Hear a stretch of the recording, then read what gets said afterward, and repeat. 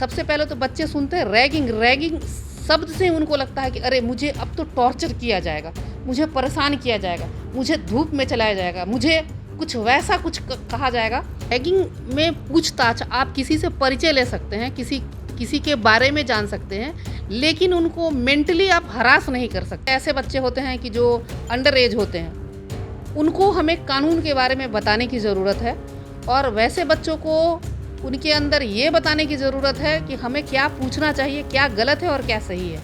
कोई सज़ा का प्रावधान नहीं है, लेकिन जो नॉन अवेलेबल दफ़ा है उसमें 1 साल से लेकर 3 साल, 7 साल।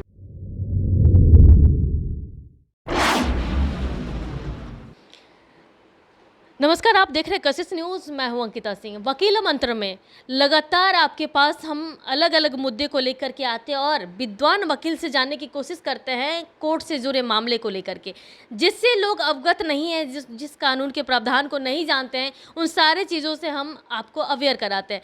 इन सारे मुद्दे पर इस वक्त हमसे बात करने के लिए हमारे पास विद्वान वकील हाई कोर्ट की वरिष्ठ अधिवक्ता इंद्रानी गुप्ता मौजूद है। हम इनसे बात करते हैं कि मैम, सबसे पहले तो कशिश न्यूज़ में आपका स्वागत है। नमस्कार, धन्यवाद आपको। और मैं इंदिरा गुप्ता, एडवोकेट, पटना उच्च न्यायालय।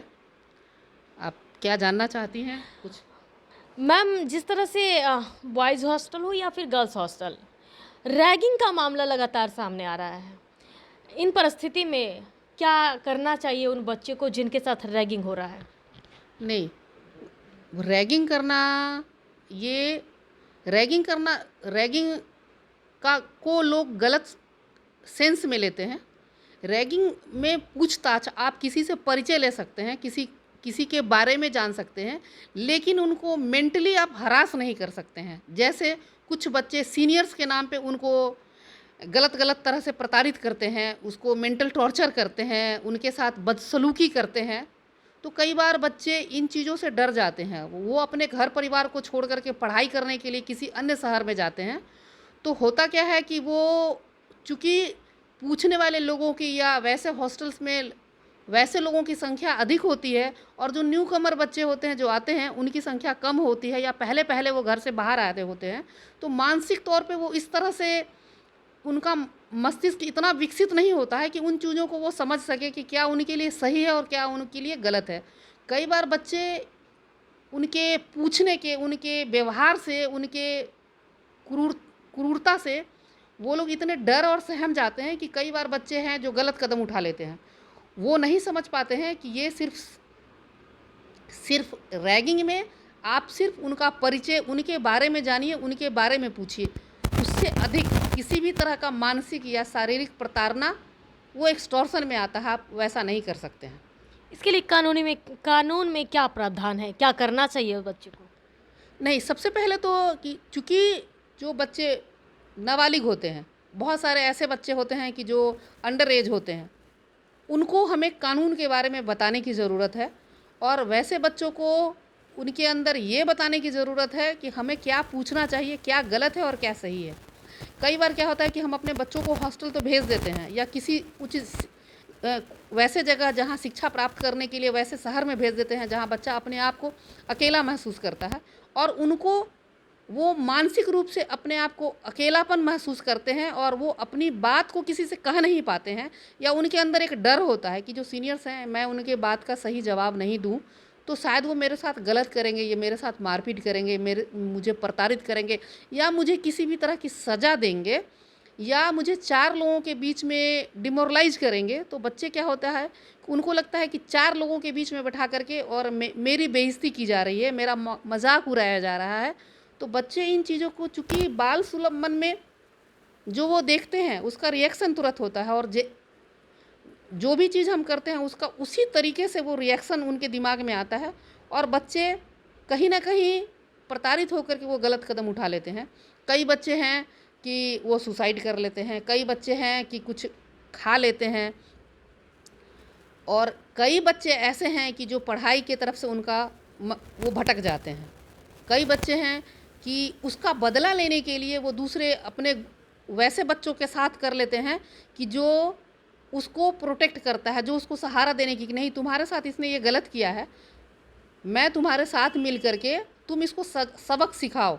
तो क्या होता है कि बच्चों को नहीं पता होता कि हम क्या सबक सिखाने वाले हैं, और कुछ वैसा कदम उठा देते हैं, ऐसा कुछ क्राइम कर देते हैं, ऐसा कुछ काम कर देते हैं कि जो उनके लिए और जो जो दूसरे बच्चे होते हैं उनके लिए बहुत ख़तरनाक साबित होते हैं। और वहीं से कहीं न कहीं बच्चों का डाइवर्सन होता है, उनका दिमाग दूसरी तरफ क्राइम की तरफ बढ़ता है, क्योंकि उन्हें लगता है कि मुझे कोई सुनने वाला नहीं है, मेरी बातों को कोई समझने वाला नहीं है, और मुझे न्याय नहीं मिलने वाला है, या मैं अकेला पड़ गया हूँ। तो वो ऐसे में आकर के वो सही गलत को नहीं डिसाइड कर पाते हैं, और कुछ ना कुछ वो गलत कदम उठाते हैं। वैसे में हमें जो शिक्षक हैं, परिवार वाले हैं, माता पिता हैं, या उनके जो बड़े बुजुर्ग हैं, उनको ये बच्चों को मानसिक रूप से उनको तैयार करने की ज़रूरत है कि नहीं, रैगिंग सबसे पहले तो बच्चे सुनते हैं रैगिंग, रैगिंग शब्द से उनको लगता है कि अरे मुझे अब तो टॉर्चर किया जाएगा, मुझे परेशान किया जाएगा, मुझे धूप में चलाया जाएगा, मुझे कुछ वैसा कुछ कहा जाएगा, ये चीज़ तुम पढ़ के बताओ, ये चीज़ तुम ये कविता सुनाओ, तुम डांस करो, तुम गाना गाओ, मुझे जो नहीं आता मैं नहीं कर सकता हूँ। जैसे बच्चे अपने माता पिता को बताते हैं क्या कि ये मेरे साथ मिसबिहेव हो रहा है रैगिंग के तौर पे ही, तो ऐसे में माँ बाप को क्या लीगल एक्शन लेना चाहिए? हाँ, माँ बाप को वैसे शिक्षण संस्थान से, या वहाँ जहाँ उनके बच्चे रह रहे होते हैं, उनसे उनको बात करना चाहिए, और उस बच्चे को उनको समझाने की ज़रूरत है। उनको डांटने की और मारने की ज़रूरत नहीं है। डांट से और डांट फटकार से बच्चे में सुधार नहीं हो सकता है। उनको बताने की ज़रूरत है कि नहीं, ये भी तुम्हारे भाई बहन के समान है, या तुम्हारे दोस्त मित्र है, ये भी पढ़ने के लिए आए हैं, तुम्हारी उम्र पढ़ने के लिए है, इन इन चीज़ों को तुम पढ़ो, और ये चीज़ गलत है। जो तुम दादागिरी करते हो या किसी के साथ तुम जोर ज़बरदस्ती करते हो, वो तुम नहीं करो, ये गलत चीज़ है। तो ये करना उसे किस तरह का सजा मिल सकता है, क्या है? नहीं, जैसे जो नाबालिग बच्चे हैं उनके लिए तो जुवेनाइल कोर्ट है, कि उनको वैसे बच्चों को जब वो क्राइम करते हैं उसमें मारपीट करते हैं किसी तरह का। कई बार देखते हैं कि छोटा बच्चा है, चाकू लेकर के किसी को गोद दिया। अब वो बच्चे, उनको नहीं पता है कि चाकू से मारेंगे तो हमारे ऊपर कौन सा दफ़ा लगेगा। तो वैसे बच्चों को बाल सुधार गृह में भेजते हैं, और वहाँ उनको सुधारने का काम होता है, न कि उनको पनिशमेंट। सुधार गृह में उसको डाल करके और उसको सुधारते हैं, और उसको मोटिवेट करते हैं, उसको बताते हैं कि क्या गलत है, क्या सही है। और जो जैसे बड़े जो मैच्योर हैं, अगर वो किसी तरह का रैगिंग का कांड करते हैं तो उस पे किस तरह की नहीं, वो तो फिर वो मेंटल हरासमेंट का केस बनेगा, क्योंकि आप किसी को वो पढ़ने के लिए आया है। रैगिंग ये आपका किसी कोई सब्जेक्ट नहीं है, या कोई कोर्स नहीं है, या कोई वैसा चीज़ नहीं है कि जिसको आपको करना मस्ट है। रैगिंग का मतलब ही होता है कि एक दूसरे का परिचय लेना, और वो भी सभ्य और शालीन तरीके से, न कि उसको इतना भयावह बना दे कि रैगिंग के नाम से बच्चे डर जाते हैं कि अरे मेरा रैगिंग करेंगे। तो अच्छे बुरे हर तरह के लोग होते हैं, ऐसा नहीं है कि सब लोग गलत ही होते हैं, सब सारे बच्चे बदमाश ही होते हैं। लेकिन रैगिंग शब्द को ही ट्विस्ट कर करके इतना उसको पेचीदा बना दिए हैं कि लोगों के दिमाग में कहीं ना कहीं रैगिंग शब्द सुनते ही उनके अंदर डर समा जाता है। मैडम, इसमें कितने दिनों का सजा हो सकता है? ये तो किस तरह का ऑफेंसेज है, और यदि आप जो मिनिमम नहीं, जो आप क्या आप एफआईआर करते हैं, जो कंप्लेन देते हैं, और कंप्लेन में क्या दफ़ा लगा है, उसी तरह के दफ़ा के ऊपर ही उस पर वो सज़ा का प्रावधान है। मिनिमम कितने दिनों की सजा हो सकती है इसमें? मिनिमम और मैक्सिमम जो दफ़ा लगेगी ना, बहुत सारा जो बेलेबल दफ़ा होता है उसमें तो कोई सज़ा का प्रावधान नहीं है, लेकिन जो नॉन बेलेबल दफ़ा है उसमें 1 साल से लेकर 3 साल 7 साल हर तरह का है कि जो दफ़ा मैंने ये बताया कि जो दफ़ा होता है, दफ़ा के आधार पे ही सज़ा का प्रावधान होता है। तो आपने सुना कि आज के सेगमेंट में हमने बताया कि रैगिंग करना कितना बड़ा गुनाह है।